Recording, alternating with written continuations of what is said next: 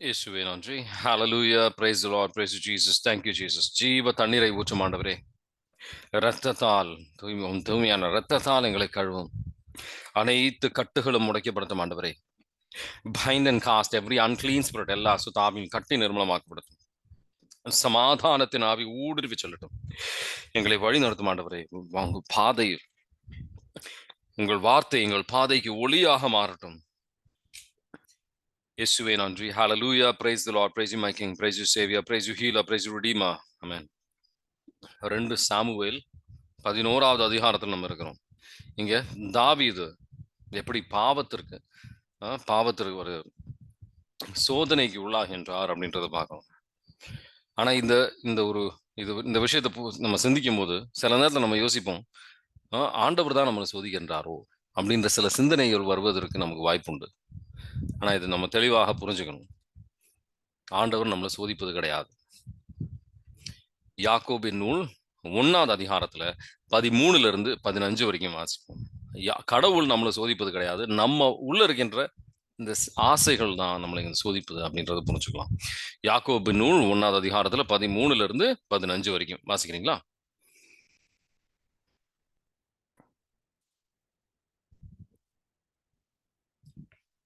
யாக்கோபின் நூல் 1வது அதிகாரத்துல 13 to 15.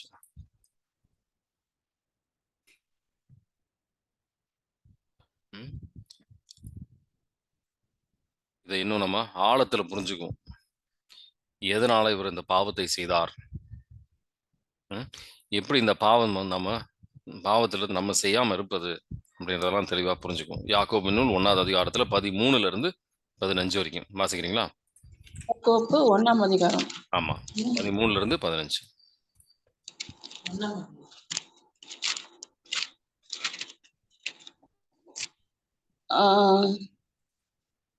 உங்கள் நம்பிக்கை சோதிக்கப்படும் போது மன உறுதி உண்டாகும் என்பது உங்களுக்கு தெரியும். உங்கள் மன உறுதி நிறைவான செயல்களால் விளங்கட்டும். அப்பொழுது எக்குறையுமின்றி முற்றும் நிறைவுள்ளவர்களாய் இருப்பீர்கள். உங்களிடையே குறைவான ஞானம் கொண்டிருப்போர் கடவுளிடத்தில் கேட்கட்டும், அப்பொழுது அவரும் ஞானத்தை கொடுப்பார். அவர் முகம் கோணாமல் தாராளமா எல்லோருக்கும் கொடுப்பவர். ஆனால் நம்பிக்கையோடு ஐயப்பாடின்றி கேட்க வேண்டும். 13 to 15. 13 to 15. 13.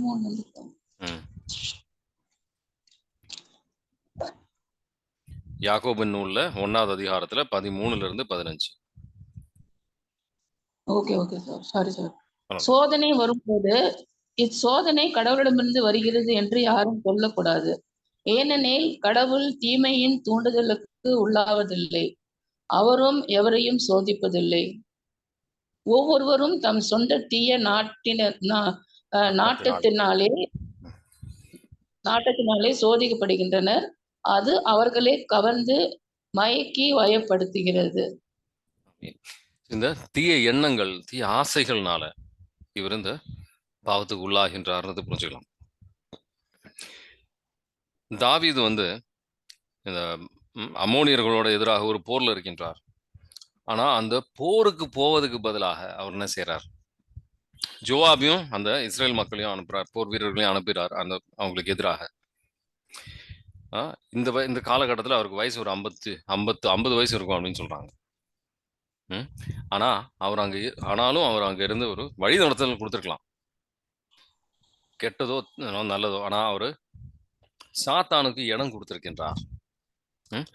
நம்ம ஒரு தனிமையில இருக்கும்போது, ஆனா நம்ம தனிமையில இருக்கிறோம் அப்படின்னு சொன்னா நம்ம ஒரு ஓய்வு எடுக்கிறது தப்பு கிடையாது. நமக்கு கலப்பா இருக்கிறோம், ஓய்வு எடுக்கிறோம்னா தப்பு கிடையாது. ஆனா ஒரு சும்மா இருக்கக்கூடாது. எந்த நேரத்திலையும் நம்ம சும்மா இருக்கக்கூடாது. இந்த மனசு அந்த போர்க்களம், அதுல சாத்தானுக்கும் நம்ம கடவுளுக்கும் நம்ம இடம் கொடுக்கலாம். யாருக்கு நம்ம இடம் கொடுக்க போறோம், அதுதான் நம்ம தியானிக்க வேண்டிய ஒரு விஷயம். இந்த சும்மா இருக்கிறவங்களுக்கு எப்பவுமே சாத்தானுக்கு ரொம்ப எளிதாக அங்க அவனால நம்ம சாத்தான் அவனோட பாதைக்கு கொண்டு போக முடியும். அவர் ஏதாவது அந்த ராஜ்யத்துல ஏதாவது ஒரு வேலையை செஞ்சுட்டு இருந்திருக்கணும், ஏதாவது திட்டங்கள் போட்டு இருந்திருக்கணும். ஆனா அதுக்கு பதிலாக அவர் சரீரத்துக்கும் அவர் மனசுக்கும் வந்து ஒரு மைண்டுக்கும் சிந்தனைகளுக்கும் ஒன்றும் இல்லை. வெறுமையாக இருக்கும்போது சாத்தான் அங்கே வந்து ஒரு விதையை, தவறான ஒரு விதையை போடுவோம். சரியா, நம்ம அங்கே போய் பார்ப்போம், நம்ம ஃபோனு கொஞ்சம் பார்ப்போமே, சில தவறான நண்பர்கள் இருப்பாங்க, அவங்க தவறான பாதைக்குமா அவனை கூப்பிடுவோமே சும்மா, இல்லை அந்த பொண்ணை கூப்பிடுவோமே அப்படின்ட்டு தவறான எண்ணங்கள் நமக்கு வரும். தனிமையாக இருக்கும்போது நம்ம வந்து சும்மா இருக்கக்கூடாதுன்னு சொல்லுவாங்க. சும்மா இருக்கும்போது நம்ம தனிமையாக இருக்கக்கூடாது அப்படின்னு சொல்லுவாங்க. நல்ல நண்பர்கள் நம்ம கூட நம்ம இருக்கணும். 141வது சங்கீர்த்தனம் 5வது வசனத்தை எடுத்து வாசித்து பாருங்க. நல்ல நண்பன் என்னை வந்து அடிக்கணும் அப்படின்னு போட்டிருக்கோம். நல்ல நண்பர்கள் இருக்காங்க அப்படின்னு சொன்னா, ஆண்டவருக்கு வழி நடத்துகின்ற நண்பர்களை பத்தி நான் சொல்லிட்டு இருக்கிறேன். நம்மள நல்ல அடுத்த படிக்கு எப்படி கொண்டு போகலாம் அப்படின்னு சிந்திக்கின்ற நண்பர்கள் நம்ம கூட இருக்கணும். திருப்பாடல் 141 5வது வசனம் வாசிக்கிறீங்களா? நீதிமான் என்னை கனிவோடு தண்டிக்கட்டும், அது என் தலைக்கு எண்ணெய் போல் ஆகும். ஆனால் தீயவரின் எண்ணெய் என்றுமே என் தலையில் படாமல் இருக்கட்டும். ஏனெனில் அவர்கள் செய்யும் தீமைகளுக்கு எதிராய் நான் என்றும் வேண்டுதல் செய்வேன். ஆமென். ஆமென். தீய எண்ணங்களுக்கு எதிராக வேண்டுதல், தீயோருக்கு எதிராக இல்ல, அவங்க தீய வழிகளுக்கு எதிராக நம்ம வேண்டுதல். தீய வழிகளை நம்ம வெறுக்கணும். ஆனா அதுக்கு பதிலாக தீய வழிகளுக்கு இவரே வந்து அடிச்சு எடுத்து வைக்கின்றார். எப்போ அவரோட போர் களத்துக்கான விஷயங்கள் எல்லாம் வந்து அவுத்து வச்சு அவர் வந்து அவுத்தாரோ, அப்பவே அந்த பிரச்சனைக்கு வந்து ஆளாகின்றார். அவர் வெற்றி மேல வெற்றி அவர் வந்துட்டு இருந்தது. அரசரா ஆனார், பல வெற்றிகள் வந்தது அவருக்கு. இந்த வெற்றி மேல வெற்றி வரும்போது ஒரு பிரச்சனை என்னன்னா, அந்த ஆணவம் வரும். இனி நான்லாம் தேவையில்லை, அவங்களே பார்த்துக்குவாங்க அப்படின்ற ஒரு ஆணவம். அந்த ஆணவமும் இருந்திருக்கு. இந்த ஓய்வு எடுக்கிறது, மற்ற அரசர்கள்லாம் போறாங்க, எனக்கு அந்த அளவுக்கு நான் வந்து போகணும்னு அவசியம் கிடையாது. நான் இங்கிருந்து திட்டத்தை போட்டாவே போதும், அங்க எல்லா விஷயமும் நிறைவேறிடும். ஆண்டவரும் என் கூட இருக்கிறாரு. ஆன்மீக ஒரு அவருக்கு தெரியும், எல்லா ஜபத்திலையும் எல்லாமே ஜபத்துல செய்கின்ற மனிதர். அவருக்கு வந்து ஆன்மீக ஒரு ஆணவமும் இருந்திருக்கும், ஆண்டவர் என் கூட இருக்கிறாரு அப்படின்னு. இந்த நம்ம வேறு கண்டுபிடிக்கணும். எதனால இந்த பிரச்சனைகள் நம்ம எதனால இந்த பாவத்துக்கு நம்ம விழுறோம் அப்படின்னு சொல்லி அந்த வேறு கண்டுபிடிக்கல அப்படின்னு சொன்னா, நம்ம அந்த பாவத்துக்கு திருப்பியும் விழுவோம். பல நேரத்துல நம்ம பாவத்துல அன்றாட நாள் விழுவது அப்படின்றது இந்த வேறு நம்ம கண்டுபிடிக்காதனாலதான். அதனால ஒன்னும் பிரச்சனைலாம் வந்துடாது அப்படின்ட்டு. ஆனா நம்ம பல பேர் ஆன்மீகத்துல இருக்கின்றவர்களும் சரி புரிஞ்சுக்காத விஷயம், சாத்தான் கர்ஜிக்கும் சிங்கம் போல் எப்போ கொஞ்சம் இடம் நம்மளுக்கு கொடுக்குறோம் அப்படின்னு சொல்லி காத்து நிற்கின்றான் அப்படின்றத மறந்துடுறோம். முக்கியமா அவரோட மக்களை வழி நடத்துகின்றவர்களுக்கு அவன் காத்து நிற்கின்றான். நீ கொஞ்சம் ஓய்வெடு, எனக்கு அது போதும். ஓய்வெடு இல்லை, சும்மா இரு, கொஞ்ச நேரம் சும்மா இருந்தா போதும். 1 பேதுரு 5வது அதிகாரத்துல 8வது வசனத்தை எடுத்து வாசிப்பாருங்க. அவன் காத்து நிற்கின்றான் நம்ம வந்து கீழே விழுவதற்காக. 1 பேதுரு 5வது அதிகாரத்துல 8வது வசனம். கர்ஜிக்கும் சிங்கம் போல் அவன் காத்து நிற்கின்றான் அப்படின்னு சொல்லி. அறிவு தெளிவா இருங்கள். உங்கள் எதிரியாகிய அழகை யாரை விழுங்கலாம் என கர்ஜிக்கும் சிங்கம் போல் தேடி திரிகிறது. ஆமென். நம்ம ரொம்ப அது கவனமா இருக்கணும். அவனுக்கு இடம் கொடுக்க கூடாது. சும்மா இருக்கின்ற வழியாக நம்ம ஐடலா இருக்கிறது அனுமதிக்கவே அந்த விஷயமே இருக்கக்கூடாது நம்ம வாழ்க்கையில. முக்கியமான ஒரு வசனத்தை நான் வந்து சொல்ல விரும்புறேன். 1 தெசலோனிக்கர் 5வது அதிகாரத்துல 17. இடை விடாம ஜெபிங்கன்னு சொல்லும்போது எனக்கு இதான் வந்து முதல்ல வாசிக்கும் போது புரியவே இல்லை. இடை விடாம ஜெபிங்க அப்படின்னு போட்டிருக்கோம். அப்படின்னா இந்த ஃப்ரீ டைம் கிடைக்கும் போது ஜெபத்துக்கு அது வந்து முக்கியத்துவம் கொடுங்க அப்படின்ட்டு. அந்த டைம் ஆண்டவர் கொடுக்குற ஒரு மிகப்பெரிய ஒரு தானம் அப்படின்றது, நேரம் அப்படின்றது நம்ம அது வீணாக்க கூடாது அப்படின்னு ஆண்டவர் வந்து வலியுறுத்துகின்றார். 1 தெசலோனிக்கர் 5வது அதிகாரத்துல 16 இருந்து 18 வரைக்கும் வாசிக்கிறீங்களா? 16 இருந்து 18 வரைக்கும்.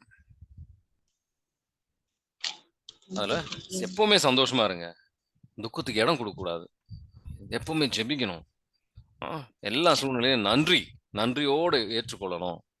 பல சூழ்நிலைகள்லாம் நம்ம எந்த விதத்தை எதிர்பார்க்காத பல விஷயங்கள் நடக்கும்போது நம்ம எந்த விதத்துல சிந்திக்கின்றோம். ஆண்டவர் திருவுளம் நினைக்கிறோமா? இல்லை. ஆண்டவரை பழி சொல்கின்றோம். அப்படி இருக்கக்கூடாது. 1 தெசலோனிக்கர் 5வது அதிகாரத்துல 16 18 வாசிக்கிறீங்களா?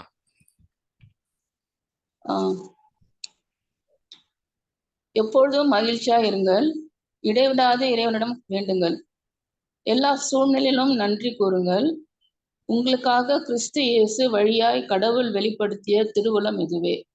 ஆமென். இடைவிடாம ஜெபிப்பது அப்படின்றது இதுதான். நம்ம மைண்டை வந்து சாத்தானுக்கு நம்ம இடமே கொடுக்கக்கூடாது. நம்ம ஜெபிக்கிறோம்னு சொன்னா ஆவியானவர் அங்க வருகின்றார். அந்த ஆவியானவர் பிரசன்னத்துக்கு நம்ம இடம் கொடுக்கணும்.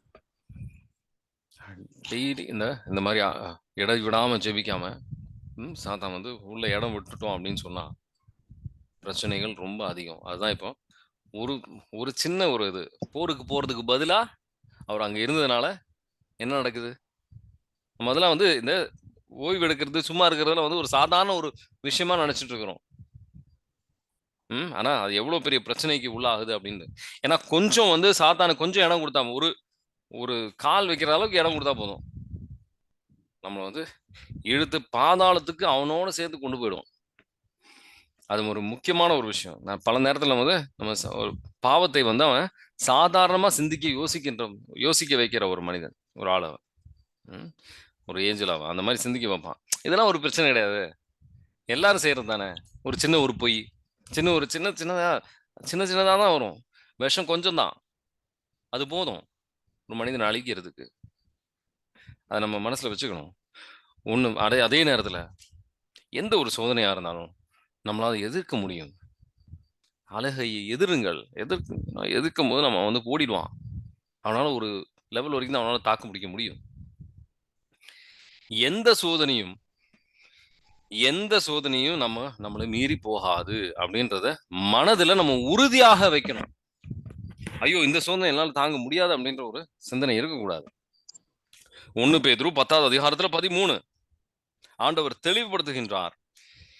இந்த ஒரு இந்த அறிவுக்குள்ள நம்ம எமோஷன்ஸ் எல்லாம் அடங்கி இருக்கணும், நம்ம எண்ணங்கள் எல்லாம் அடங்கி இருக்கணும். 1 கொரிந்தியர் 10வது அதிகாரத்துல 13வது வசனம். பல சோதனைகள் எல்லாருக்குமே வரும், சோதனை வராத ஒரு காலகட்டமே இருக்காது. ஆனா எல்லா சோதனையிலிருந்தும் நமக்கு ஒரு வழி ஆண்டவர் விசுவாசமானவர், கடவுள் விசுவாசமானவர். நமக்கு ஒரு வழி அதுல இருந்து வெளியில வருவதற்கு நம்ம சக்திக்கு மீறின ஒரு சோதனையும் கிடையாது அப்படின்னு ஆண்டவர் வந்து தெளிவாக வெளிப்படுத்துகின்றார். அந்த சோதனையோட சேர்த்து நம்ம அதுல இருந்து ஒரு மீண்டு வருவதற்காக ஒரு வழி காட்டுவார் அவர். 1 கொரிந்தியர் 10வது அதிகாரத்துல 13 வாசிக்கிறீங்களா?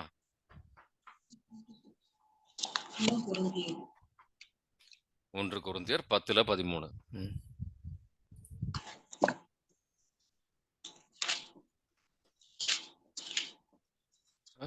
மீண்டு வருவதற்கு உறுதியாக நமக்கு வழி கிடைக்கும். ஆனா பல நேரத்துல நம்ம என்ன செய்யறோம்னா, ஒரு சோதனை வந்த உடனே அப்படியே அதை வந்து விழுந்துரும். ஐயோ என்னால இதெல்லாம் தாங்க முடியாது அப்படின்னு சொல்லி பாவத்துக்கு விழுந்துடுறோம். அவ எப்படி என்ன மாதிரி வந்து என்னை பத்தி இந்த மாதிரி சொல்லுவான், நாக்குக்கு வந்து ஒரு கட்டுப்பாடு வைக்கிறது கிடையாது. நம்ம எப்போ வாசிங்க. உங்களுக்கு ஏற்படுகின்ற சோதனை பொதுவாக மனிதருக்கு ஏற்படும் சோதனை என்று வேறு அல்ல. கடவுள் நம்பிக்கைக்குரியவர். அவர் உங்களுடைய வலிமைக்கு மேல் நீங்கள் சோதனைக்குள்ளாக்க விட மாட்டார். சோதனை வரும்போது அதை தாங்கிக் கொள்ளும் வலிமையை உங்களுக்கு அருள்வார். அதிலிருந்து விடுபட வழி செய்வார். இந்த நம்பிக்கை கிடையாது பல பேருக்கு. என்னால சோதனையை வந்து அவங்க மனசுல ஆல்ரெடி வச்சுட்டாங்க. சாத்தான் கொடுக்குற சிந்தனை அது. இந்த சோதனை என்னால வந்து மீண்டு வர முடியாது அப்படின்னு சொல்லி. எவ்வளவு பெரிய சோதனையாக இருந்தாலும் நம்மளால அதை விட்டு விலகி வர முடியும். அழகையை எதிர்க்க முடியும். இந்த விஷயத்த மனசுல பதிய வைக்கணும். நீங்க விசுவசிக்கணும், ஆண்டவரின் வார்த்தையில விசுவசிக்கணும். ஆண்டவர் ஒரு வழி காட்டி தருவார் நம்மளை அதை விட்டு விலகி வருவதற்கு. பல சூழ்நிலையில் நான் பார்த்திருக்கேன் என் வாழ்க்கையில, பல சோதனைகள் விட்டு விலகி வருவதற்கு ஆண்டவர் என்ன சக்திப்படுத்திருக்கின்றார். உங்களையும் சக்திப்படுத்துவார். நீங்க இது விசுவசிக்க தயாரா? எந்த சோதனையும் உங்களை சக்திக்கு மீறின சோதனைகள் ஒன்றும் வராது அப்படின்னு நீங்க அதை விசுவசிக்க நம்பிக்கை வைக்கிற தயார் அப்படின்னு சொன்னா, யோர் வில், உங்க எமோஷன்ஸ் எல்லாம் அந்த வில்லுக்கு மனசு கட்டுப்பாடோட இருக்கு அப்படின்னு அர்த்தம். அந்த வில் அப்படின்றது ஆண்டவருக்கு கட்டுப்பாடாக இருக்கணும். உங்க உளம் வந்து கடவுளுக்கு கட்டுப்பாடாக இருக்கணும். உங்க எமோஷன்ஸ், உங்க ஃபீலிங்ஸ் எல்லாம் வந்து அந்த உலகத்துக்கு கட்டுப்பாடாக இருக்கணும். உங்க அந்த ஆசைகள்லாம் வந்து அலை மோத விடக்கூடாது. நம்ம ஆண்டவர் உறுதியாக நமக்கு அது ஒரு வாய்ப்பு, அதுல இருந்து வெளியில வருவது வாய்ப்பு தருவாரு அப்படின்னு நம்பிக்கையோட இருக்கணும். ஒரு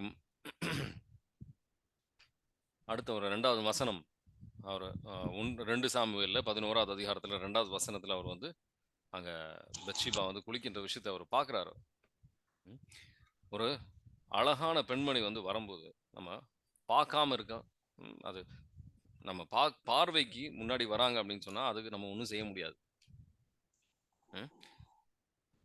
ஆனா அடுத்த ஒரு கட்டம், சரி அவர் வந்து ஓய்வு எடுத்திருக்கிறாரு, சும்மா இருக்கிறாரு, அவர் வந்து மனதை பாதுகாக்கவில்லை. ஆனா இந்த ஒரு கட்டத்திலையும் அவரால் அந்த பாவத்தை விட்டு விலகி இருக்க முடியும். 2வது பார்வை, அந்த பார்த்த உடனே சரி, இது வந்து அவர் ஆல்ரெடி கல்யாணம் ஆயிடுச்சு, இன்னும் பார்க்க தேவை கிடையாது. 2வது பார்வை வரும்போது தான் அந்த பாவத்துக்கு, அந்த உடல் இச்சைக்கு அவர் இடம் கொடுக்கின்றார்.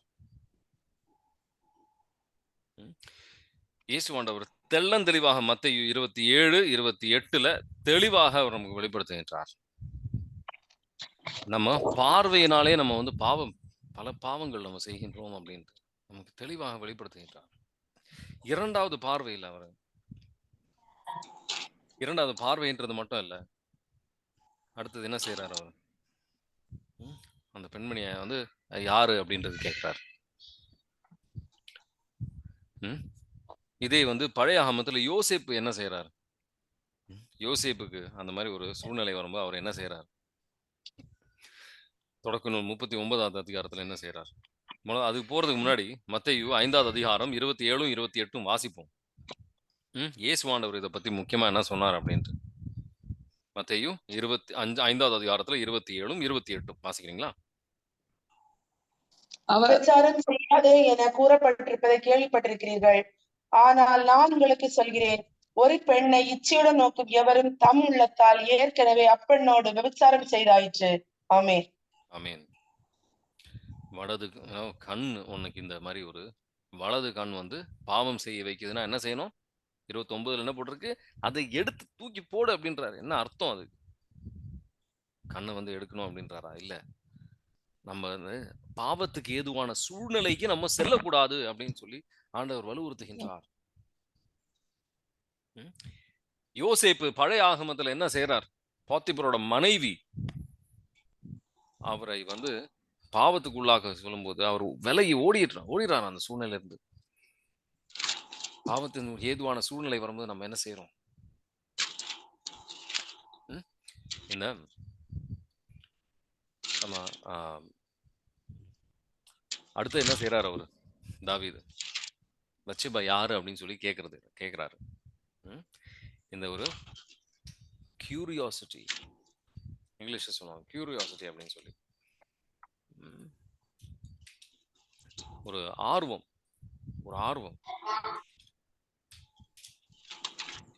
ஒரு ஆர்வத்தோட வந்து இது யாரு விசாரிக்கிறார், யாரு அப்படின்னு சொல்லி. எப்பவுமே நம்ம வந்து ஞானத்தை பொருட்டு, ஏன்னா ஞானமான விஷயங்கள், நல்ல விஷயங்களை பத்தி நம்ம வந்து ஞானமா இருக்கணும்னு சொல்லுவாங்க. ரோமியருக்கு எழுதிய திருமுகம் 16வது அதிகாரத்துல 19வது வசனம். ரோமியருக்கு எழுதிய திருமுகம் 16ல 19 எடுத்து வாசிப்பாங்க. ஞானம், நல்ல விஷயங்களை பத்தி நம்ம ஞானியாக இருக்கணும்.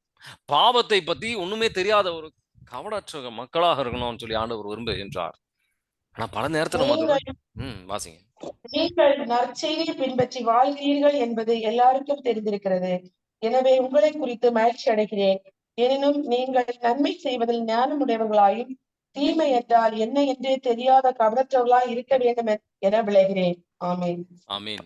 பல நேரத்தில் தீமையை பத்தி நம்ம கவனற்றவர்களாக இருக்கணும், நல்லதை பத்தி இன்னும் நம்ம அறிவுள்ள மக்களாக இருக்கணும்.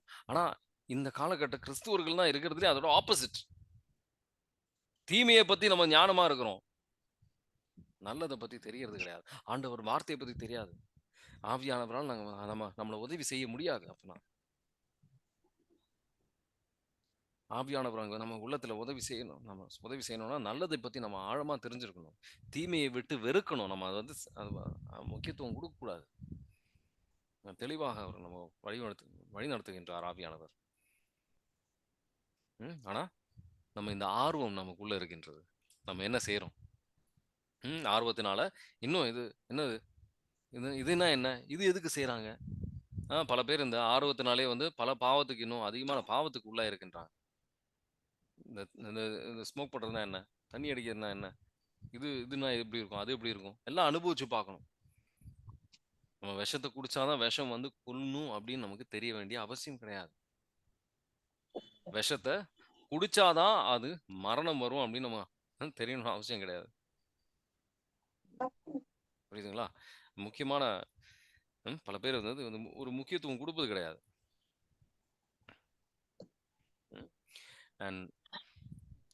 ஆனா இதுல நம்ம சிந்திக்க வேண்டிய ஒரு விஷயம்,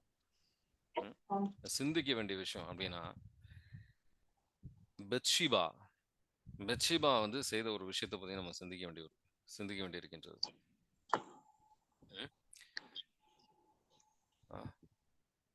அங்க வந்து அவர் வந்து வலுவுறுத்தி இந்த உறவு இருந்தது அப்படின்றது வந்து அங்க சொல்லவே இல்லை. சில பேர் என்ன யோசிக்கிறாங்க அப்படின்னு சொன்னா, இவங்க வந்து அந்த வந்தவர்களோட அவர் ஒத்துழைச்சார் அப்படின்னு சொல்லிதான் சிந்திக்கிறாங்க. அவங்க வந்து அழகா இருந்திருக்காங்க அப்படின்றது தெளிவா அங்க போட்டிருக்கு. ராஜா வந்து அங்க நிப்பார் அப்படின்னு அவங்க தெரியாம இருந்திருக்காது. அவங்க வந்து இவரோட பட்சிவோட வலையில தாவீது விழுந்தார் அப்படின்ற பல சிந்தனைகளும் இருக்கு. இது நான் எதை வைத்து சொல்கின்றேன் அப்படின்னு நீங்க யோசிச்சு பாத்தீங்கன்னா, அது வந்து அவங்க என்ன செஞ்சிருக்கணும், பத்ஷிபா என்ன செஞ்சிருக்கணும்? தானியேல் நூல் 13வது அதிகாரத்துல இருக்கின்ற சுசன்னாவை போல் அவங்க ஒத்துழைச்சிருக்க கூடாது. அவங்க ராஜாவா கூட இருக்கலாம், பாவத்துக்கு நம்ம யாராக இருந்தாலும் ஒத்துழைக்க கூடாது. எப்படி யோசேப்பு வந்து ஒரு வேலைக்காரன் கூட கிடையாது, அடிமை. போத்திஃபரோட வீட்டுல ஒரு அடிமை. அப்படி இருக்கும்போது போத்திஃபர் அப்படின்றது ஒரு அவ்வளவு பெரிய ஒரு ஆளு கிட்ட, அவனோட மனைவி கிட்ட வந்து அவரு ஒத்துழைக்கல. அது மாதிரிதான் இவங்களும் ஒத்துழைச்சிருக்க கூடாது. சுசன்னா வந்து எப்படி அந்த மூப்பர்களோட ஒத்துழைக்கலையோ அதே மாதிரி இவங்களும் ஒத்துழைச்சிருக்க கூடாது. ஒத்துழைக்காமல் இருந்திருந்தாங்க அப்படின்னு சொன்னா, மத்தேயு 1வது அதிகாரத்துல 8வது வசனம் எடுத்து வாசி பாருங்க. அவங்க பேர் அங்க போடவில்லை. பேரு போடுவது, விபிலியத்துல பேரு போடுவது அப்படின்னு சொன்னா, பேரு போடுவதுன்னு சொன்னா அவங்களுக்கு ஆண்டவர் கண்ணிலையில அது மரியாதைக்குரியவர்கள் அப்படின்னு சொல்லுவாங்க. மற்ற பெண்களோட பேர் அந்த பட்டியல்ல இருக்கும். மத்தேயு 1வது அதிகாரத்துல 6வது வசனத்தை பாத்தீங்கன்னா, யூரியாவின் மனைவின்றதுதான் போட்டிருக்குமே ஒழிய பெத்ஷிபான்ற பேரு போடவில்லை. ஆனா இதே வந்து பாத்தீங்கன்னா வேற 3 பெண்களோட பேர் அங்க போட்டிருக்கும்.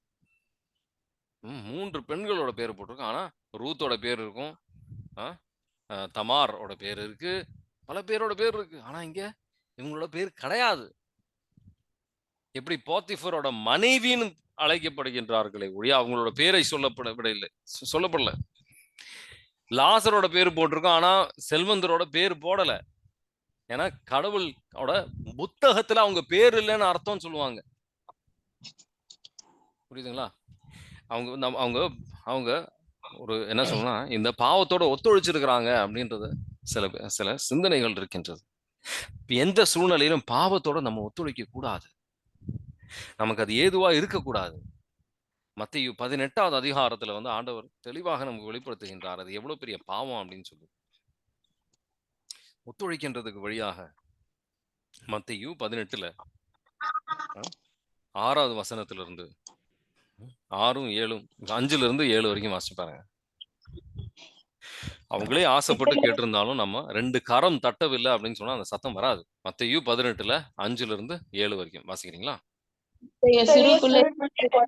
என் பெயரால் ஏற்றுக்கொள்வர் எவரும் என்னையே ஏற்றுக்கொள்கிறார்.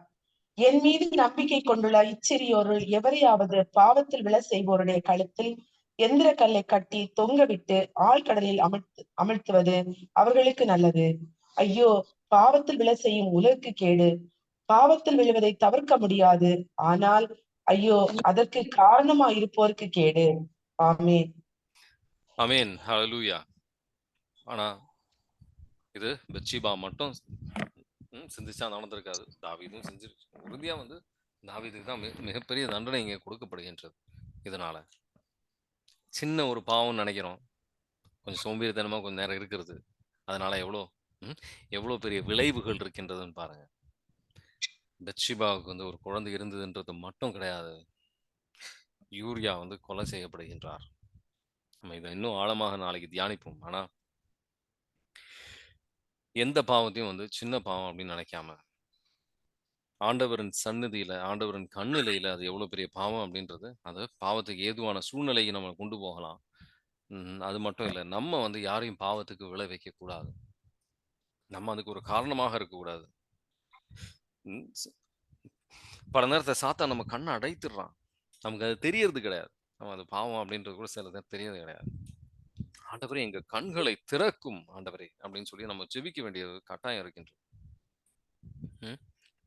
நம்ம ஆண்டவரே பாவம் உங்க கண்கள்ல இது எவ்வளவு பெரிய பாவம் அப்படின்னு தெரியணும் எனக்கு.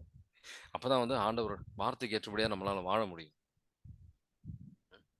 இது வரைக்கும் 4வது வசனம் வரைக்கும் தியானிச்சிருக்கிறோம். நாளைக்கு வந்து எந்த அளவுக்கு தியானிக்க முடியும் பார்ப்போம். ஆனா பல நேரத்துல வந்து ஆண்டவரை விட்டு விலகி செல்வது நமக்கு தெரியாமயே போயிட்டு இருக்கிறோம் கொஞ்சம் கொஞ்சமா. இந்த 7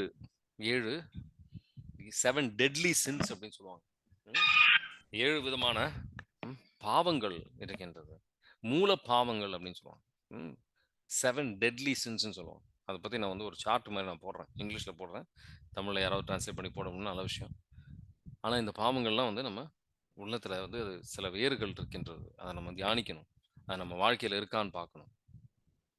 சில இந்த மூல பாவங்கள் வழியாக பல அதிகமான பாவங்கள் நம்ம வாழ்க்கையில வருவதற்கு வாய்ப்பு உண்டு. நம்ம உள்ளத்தை அர்ப்பணிப்போம். ஆண்டவரே, பல சூழ்நிலையில் நான் வந்து பாவத்துக்கு ஏதுவா நான் வந்து செயல்பட்டிருக்கின்றேன். பாவத்தின் சூழ்நிலையை நான் வந்து ஆசைப்பட்டு நான் போயிருக்கிறேன். பாவத்தை வந்து நான் சாத்தானை எதிர்த்தது கிடையாது. பாவத்தை வேண்டாம் அப்படின்னு விலகி நின்றது கிடையாது. எங்களை மன்னியும். எங்க ரத்தத்தால் எங்களை கழுவும் ஆண்டவரே. எங்களை தூய்மைப்படுத்தும். எங்கள் விடுதலை தரும். அனைத்து கட்டுகளும் உடைக்கப்படட்டும் ஆண்டவரே. Bind and cast every unclean spirit, Father, in the mighty name of Jesus we pray. Amen. இன்னைக்கு ஏதாவது உங்களுக்கு இன்னைக்கு தியானித்த விஷயங்கள்ல உங்களுக்கு ஏதாவது கேள்விகள் இருக்கா? சார்ட் வந்து நான் இதுல போடுறேன் உங்களுக்கு. தியானித்த விஷயங்கள்ல உங்களுக்கு ஏதாவது கேள்விகள் இருக்கா? குரூப்ல போடுறேன் உங்களுக்கு.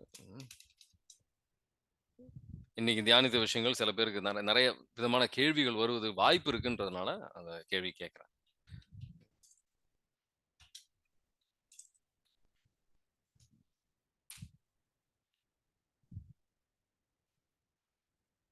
ஒன்றும் இல்லைன்னா கன்க்ளூட் பண்ணிடலாம்.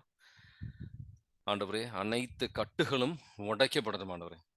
Bind and cast every unclean spirit, Father, in the mighty name of Jesus we pray. In the name of Jesus, I command every unclean spirit to leave them. ஜீவ தண்ணீரை ஊற்றும் ஆண்டவரே. அனைத்து கட்டுகளும் உடைக்கப்படட்டும். Receive the peace of Christ in the name of Jesus. பாவத்தை எதிர்க்கக்கூடிய சக்தி எங்களுக்கு அனைவருக்கும் தாரும் ஆண்டவரே. இயேசுவே நன்றி. ஹalleluya. Praise the Lord. Praise you Jesus. Thank you Jesus. Hallelujah. இரத்தத்தால் தூய்மையான இரத்தத்தால் கழுவி எங்களை தூய்மையாக்கும் ஆண்டவரே. இயேசுவே நன்றி. Hallelujah. Praise the Lord. Praise you my King. Praise you Savior. Praise you Healer. Praise you Redeemer. Amen. God bless you. Have a nice day.